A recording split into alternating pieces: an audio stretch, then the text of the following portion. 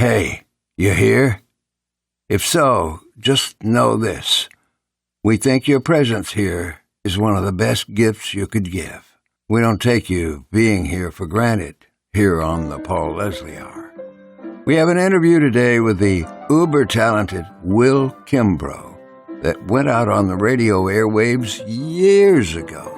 The interview was recorded November 18th, 2006 at the famed live music venue Eddie's Attic in Decatur, Georgia. Now, Will Kimbrough is an artist very worthy of your ear. He's one of those all-arounder musical artists.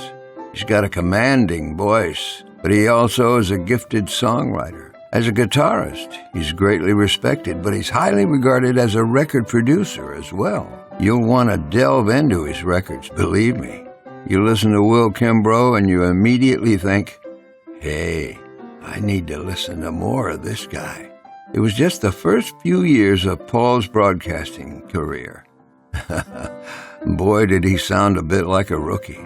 But you'll notice that Will Kimbrough gives a lot of great, interesting details. You can tell he's happy to share. You'll hear they talked about Americana music, Will's Mobile, Alabama origins, along with musical influences. Will Kimbrough also talks about his song, Piece of Work, which Jimmy Buffett recorded.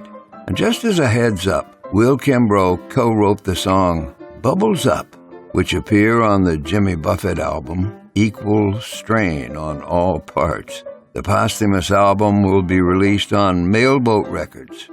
Release date, November 3rd, 2023. You can listen to Will talking about that song and more on episode number 15 of the Will Kimbrough Super Service Podcast. Check it out. Now, before we get started here, why not consider giving to yourself and to others the gift of stories? You can do so by going to www.thepaulleslie.com/support. Paul has a lot of great interviews in store for you. So be one of the folks who keep this show going. Or maybe you'll just like to buy Paul a coffee, huh? Okay, this recording needs to be out there. You ready? Will Kimbrough talking to Paul Leslie. Let it roll. Today's guest is Mr. Will Kimbrough. He's down here at one of my favorite Atlanta venues, or Decatur, I should say, Eddie's Attic. Been a lot of great shows here. So he's coming down here from Nashville, so I'd like to welcome Will to the program. Thanks, Paul. It's good to be here. So you have a new album out. It's called Americanited. There's not many people nowadays that get labeled with the Americana label. And when you look at some of the people that are labeled as Americana, it's kind of I'm sure, a badge of to be proud of. You know, when I think of Americana, I kind of think of like Jerry Jeff Walker, that kind of thing. But when people say that they don't, or when people who have not heard your music, when they ask you, what is it that you sound like? What would you describe your sound as? I would describe it as what I'm going for. Well, what comes out of me is sort of a cross between somebody who's listened to too many Beatles records and too many Hank Williams records and too many Johnny Cash records and too many Replacements records all rolled into one. And I'd also like to say that, you know, for guys like me and my friend Tommy Womack's here with me tonight, we both work in the Americana format, which really these days is more or less sort of just a radio format, you know, because it encompasses so much stuff, you know. It encompasses real records that could, to me, are rock and roll records, and records that to me are country records, and records that to me are blues records, gospel records, and folk records, and bluegrass records. So I welcome that group of music that comes together. I played the Americana Music Association's awards show this year, and Elvis Costello was on there, Alan Toussaint was on there, Marty Stewart was on there, Rodney Crowell was on there, Drive-By Truckers were on there, James McMurtry was on there, and I played on there a few years ago with Mavis Staples. So it's sort of that's a pretty good cross section of American music. There's a lot more to be included in there too, but it's a cool thing to be part of. I mean, it's funny because I go over to England every couple times a year and play in Ireland and Europe, and I just had somebody in England tell me that something about they called it the Americana ghetto, talking about, I guess, being pigeonholed and not being able to get out of it. But I think artists that transcend genres and go on to bigger things are just going to do it anyway. You don't know if it's going to be you, if it's going to be your friend, or, like look at Lucinda Williams. She was like the best new artist of 1998 or whatever. Well, she had been making records for 20 years at that point. Literally, since the 70s. So that's the way show business is. It's interesting. It's not that interesting when you're in it and it's not going well for you, but it's interesting when you're looking at it as a fan. It's never boring if you really want to dig into music, and you can dig into music now more than you used to ever could. And you come from, or you lived originally in Alabama. Yeah, I'm from Mobile, Alabama. Were you born there? I was. You were. Yeah. Kimbrough is an interesting last name, and I was curious, what kind of nationality is that? Well, pretty sure that it's from the British Isles somewhere, or Ireland. I mean, it's not an Irish name, but it's from the British Isles somewhere, although there aren't any Kimbroughs there anymore. There's no Kimbroughs in England or Scotland or Wales. So it may be a name that was pronounced a certain way, and just that spelling came when people came to America, or maybe all the Kimbroughs left. Maybe they all died off that were left. But it's some roots, and I have a lot of Scottish roots, but not from the Kimbrough name. But my mom's a Lindsay. There's Gilmers, and Lindsays and Hardys and Gilmers, which are all from Scotland. So most of my DNA is Scottish, and wherever it came from before that. So growing up, what kind of music did you listen to? I listened to as a kid. I mean, I just listened to the radio, and I was lucky in the 70s. AM radio and top 40 radio was, you'd hear the OJs, and you'd hear the Eagles, and you'd hear Ted Nugent and Kiss and Aerosmith, and then you'd hear Charlie Rich, and it's pretty good variety of stuff. It really, in fact, it was almost like could be what Americana is now, this mishmash of soul music and rock and roll music and redneck music, You had an album that was on John Prine's label. Mm-hmm. And, with John Prine, the first word that I would think of with him was kind of folk. And just listening to some of your music, some of it seems to have some of the folk flavor in there. Yeah. I mean, I have to say this. When I was 13, I saw John Prine, I saw Kiss, I saw Bad Company, I saw Eric Clapton, I saw Charlie Daniels, all in about a 2-month period. My parents were taking me to concerts, and so that music is all in there, and Prine is a big part of it. Prine, I would listen to Prine's Bruised Orange album, and I would listen to Kiss Alive in the same sitting when I was a kid. So you sound like me. Yeah, I mean, it comes, it's like you love music and you don't say. Nobody ever told me that it was wrong, that there was anything wrong with both kinds of music. Really ridiculous kind of party rock and roll, and then really great kind of folk music. To me, it was just all good. In my mind. So yeah, it's come from a real mixed up place of just loving music, loving too many kinds of music at once.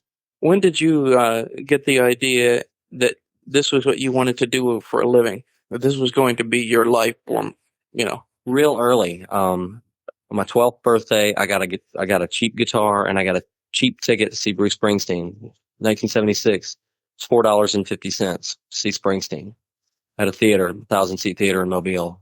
And I think, are we on? Okay, all right. At that point, I really did sort of dedicate myself. I mean, it was the day I got my first guitar, but I really did start dedicating myself, and formed a band, and I've never stopped ever since. So it was one of those I was lucky to know what I wanted to do when I was 12 on my birthday, so hours away from being 11. And okay, all right. Hey, I should go check real quick. Besides your songwriting, you also have been playing guitar with Rodney Crowell. Yeah. And opening for Rodney Crowell. So how did you connect with Rodney Crowell? Well, I live in Nashville, and you just meet different people along the way. In a lot of the ways you get those, the way I got it was through a friend who I'd gotten work for, and Rodney needed a guitar player, and my friend suggested me, and Rodney came over to my house, and we played through some songs, and he gave me, he said, well, come on out, let's do some shows. And it's 5 years later, I'm still doing it. And he's been real supportive of my music by letting me open shows and, helping me out a lot. Been very supportive. Nashville seems like a place that if you're into music and you're making you're making it. It seems like a place where there's lots of opportunities. Yeah, there is. I mean, I live there, and I've gotten to play with people like Rodney and Guy Clark and Billy Joe Shaver, et cetera, et cetera. I've gotten to produce records. I've gotten to play in studio on albums and CDs, and make my own albums and CDs, write songs for other people. And Nashville's kind of the main place for me to do that. And the pool of talent there that moves there from all over the world is pretty vast as far as like the players and the community of people who, you know, and there's many sides to Nashville. We all know the real commercial countryside is there, and they do their thing, and we do ours, and every once in a while they pick up on some of our stuff, and we get a little payday, and we go on about our day. One of the albums that you produced, I've been wearing it out, and it's the Adrienne Young. I saw her play in Athens, and I was really just taken by her sound. She's great. So tell me about some of the work you did with her and how you found her. We met in East Nashville at a club at a show, and she said, "Would you like to write with me?" And I said, "Sure." So we wrote a song called "Home Remedy," and that was the first song we ever wrote. And we wrote a few more, and then she asked me to produce her record, and I said, "Sure." And she never called me about it, never arranged a time schedule. And then one day she called me and said, "I need help with my record. I started recording it, but I need help. I need you to help me." And I said, okay. When you want me to come in? She's like, "Tomorrow." And luckily I was able to come in the next day. I was free, and I went in, and we made that album called "Plow to the End of the Row." And a little while later after that, we made a record with her called "The Art of Virtue." And we are working on one right now, which is tentatively titled "Room to Grow." And it's really good. So she's just a real passionate person, and she's a really good songwriter, and she's just she's vibrant, energetic, talented person who has a lot of drive and a lot of soul, a lot of good things to say. One of your songs was recently. Well, you had a couple co-writes recently with Buffett on his recent album, but before that, when he did the Country Feel album, he covered your song "Piece of Work." The best version I ever heard of that. He was in Key West playing on the beach, and he played it with Mac and Alley, and it was a really cool version of the song. So tell me about that song, how you got inspired to write that. I always think about that song as like a song that someone is saying to themselves almost. Yeah. That song actually was written in a hospital room in Nashville. My youngest daughter had to stay in the hospital a few days after she was born. And then the night before she came home, I took my oldest daughter and my wife, and I all went and spent the night, and they were going to weigh her the next morning and make sure she was a certain weight and could go home. And so it was a big night for us. We had high hope. But so my wife and my daughter fell asleep, and my youngest infant daughter fell asleep.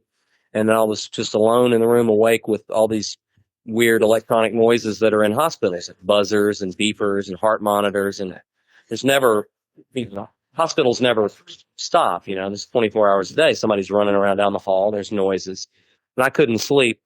And that song just started playing in my head, really. I started playing with words and doing a little word game with myself. And next thing I knew, I had about half of it going in my head, and I figured I better write it down. So I went in the bathroom of the hospital room, and I wrote down what I had. And then I just, for good measure, just went on and wrote some more stuff. And I think a couple of days later, I wrote another part. And then a few weeks later, I got my notebook out and looked at it, and there it was. And I pieced it together. It happened really quickly over a 2 or 3 week period of time, little pieces of time. It probably took me an hour to write the whole song. So I was definitely inspired, but I don't know what from. It just really came out of not being able to sleep, and playing with words. And the thing that's kind of interesting is Buffett having lived in Mobile. I'm sure you kind of have a couple things in common with him. But how did he discover you? I met Jimmy through Todd Snyder. I was playing guitar for Todd Snyder in the mid-'90s, and we played at Tipitina's in New Orleans. And Jimmy, anybody knows anything about Buffett knows he loved New Orleans, and spent a lot of time there playing when he was younger. He came to the show.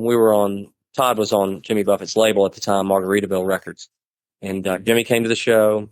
Backstage at Tipitina's was this small, stinky dressing room, and it was crammed full of people because Jimmy was back there, and the whole entourage and things were back there. And we got sort of pushed up together against a wall. And I said, "Hey, Jimmy, I'm Will. I'm from Mobile." And so we started talking about being from the Gulf Coast, and we sort of called each other escapees from Mobile. I love Mobile, but it's not necessarily a place to do music for your whole life. To have a career in music, there's no way to do it really, for me at least. And then a couple of years later, I had sent him my albums as they came out, and he asked his niece, who's a friend of mine, whatever happened to that guy from Mobile, and she said, "Well, he's still doing music, and still making records." And so she called me and said, "I know you've sent him all your albums, but send it again. Send a package, FedEx it. Because my uncle is interested in what you're doing. Something might come of it." Mm-hmm. And so next thing you know, I'm like, "Can you come down to Key West in January and record? And we're going to cut this song a piece of work." And now the band Little Feat, Mac McAnally's producing Little Feat, and they've recorded a song of mine called "The Champion of the World." And the record's not out yet, but from what I understand, it's still on there. So we'll see when it comes out if it's still on there. But would be an honor too. So, and I think Jimmy sings part of it. It's like a duet.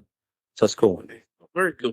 So I met Jimmy, and he took a liking to me and took a liking to my music and cut some songs. We went down last year and wrote some songs and recorded them. It's good.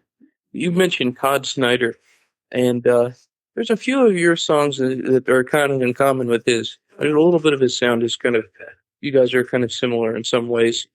Who out there, as far as the youngster, would you have to give the nod to and say, that guy, he's really doing well, or you respect him, in other words? There's a lot of people I respect, and I'm trying to think of who they are. Of the young, I like Hayes Carl. I don't know how much younger he is than me. Todd and I are, we're in our 40s now, so he's not a youngster. I think Hayes Carl's good. I admire Ryan Adams, but I don't know if he's, if he should do a little, maybe he shouldn't put out 3 albums a year. I don't know. But I admire what he's trying to do, and I appreciate a lot of his stuff. I don't know.